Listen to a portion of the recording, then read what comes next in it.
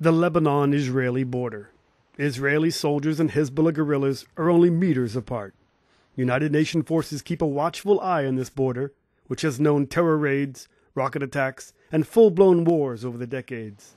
But now it's quiet. A little too quiet.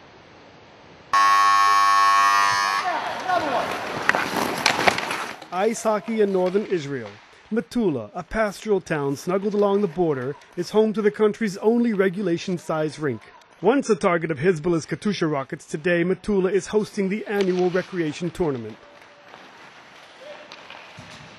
Yeah, it's a passion for the game. You know, hockey is in your blood. It stays in your blood all the time, and that's what it is.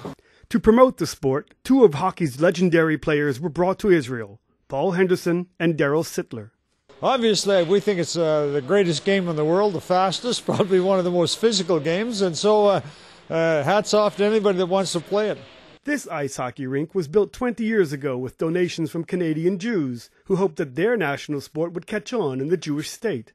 Today, Israel's national hockey team has dreams of reaching the Olympics. Well, I don't think you're going to win the Olympics. I think right now you're trying to get in there, but it's like anything. You need young players that love it, and you need the competition to develop your skills. The level of skill out here is a bunch of guys that, whether they're from North America or from here, that have a big heart for hockey, love the game. There are not many ice hockey arenas in Israel. In fact, this one here along the Israel-Lebanon border is one of the best, and people travel for 4 to 5 hours just to get to this arena to play. You know, I'm up here every Thursday night organizing rec hockey.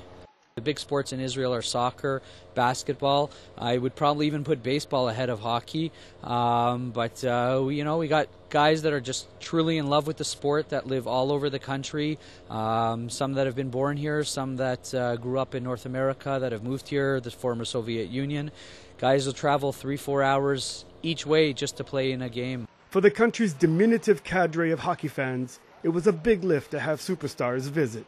You don't think of the Middle East having ice rinks, because of the weather and the temperature and those sorts of things, but also knowing that, the world seems to be shrinking, and people are going back and forth across the borders and across the countries and the seas, and because there's such a passion, these guys, that's why this arena was built. Over the years, this rink has been hit by Katyusha rockets fired by Hezbollah, but it's been repaired, and some hope that one day Metula's Lebanese neighbors will come over to learn and play hockey.